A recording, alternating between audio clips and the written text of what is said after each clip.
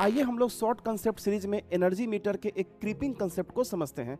आप energy meter देख रहे हैं जिसमें लोअर साइड में एक करंट कॉइल है और अपर साइड में एक प्रेशर कॉइल है। प्रेशर कॉइल में हम लोग हमेशा वोल्टेज देते हैं और करंट कॉइल में हमेशा हम लोग करंट देते हैं।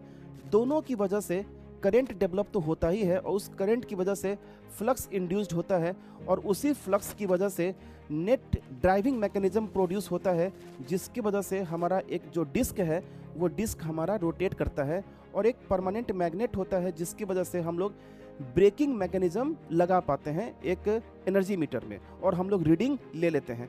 सपोज कीजिए एक ऐसा केस जब हमने करंट कॉइल को एनर्जाइज नहीं किया, मतलब करंट कॉइल में हमने कोई करंट दिया ही नहीं और हम सिर्फ और सिर्फ प्रेशर कॉइल में हमने वोल्टेज दिया, तो कहीं ना कहीं जो आपका डिस्क है उस डिस्क में रोटेशन नहीं होना चाहिए था, लेकिन फिर भी अभी आपका डिस्क कंटिन्यूअसली रोटेट कर रहा है और कहीं ना कहीं रोटेशन मेजरमेंट कर रहा है, जो कि एक फॉल्स मेजरमेंट है और इसी डिसएडवांटेज को हम लोग कहते हैं क्रीपिंग।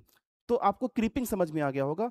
अब अगर हम चाहते हैं कि इस क्रीपिंग को रोकना, तो इस क्रीपिंग को रोकने के लिए जो डिस्क है उसके डायमेट्रिकली अपोजिट साइड में यदि हम दो होल करते हैं तो आपका क्रीपिंग खत्म हो जाएगा। और इस क्रीपिंग होने का जो एक वजह यह भी है ओवर कंपनसेटिंग। सो इस चीज को हम लोग डिटेल क्लास में पढ़ेंगे, ये ओवर कंपनसेटिंग क्या है और जो हम ड्रिल करते हैं, दो होल ड्रिल करते हैं, इस आखिर ड्रो होल ड्रिल करने से फायदा क्या होता है। जय श्री राम।